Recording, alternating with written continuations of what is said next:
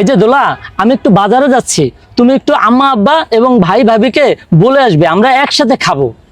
এই যে শোনো, আমি এগুলো একদম বলতে পারবো না। এটা তুমি কি বললা? ভাই ভাবি আম্মা আব্বাকে বলে আসবা রাতে আমরা একসাথে খাবো। তোমার কি কোনো কাজ করতে বলছি?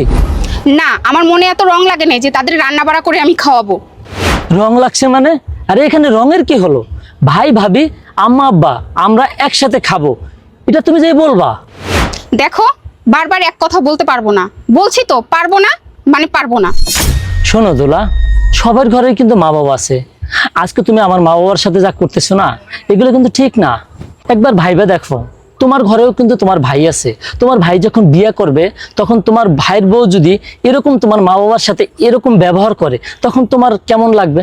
এখনো সময় আছে, তোমার নিজের ভুলটা বুঝো, আর আমার মা বাবাকে তোমার নিজের মা বাবা ভাবো, এটাই মনে হয় ভালো হবে। তুমি ঠিকই কইছো। তোমার মা বাবার জায়গায় যদি আমার মা বাবা থাকতো, ঠিক একই কষ্ট পাইতো। আমি আমার ভুল বুঝতে পারছি। তুমি যে তোমার ভুল বুঝতে পারছো, এইটাই অনেক। আচ্ছা, তুমি বাজারে যাও, আমি মা বাবা ভাই ভাবিকে বলে আসি। আচ্ছা ঠিক আছে, যাও।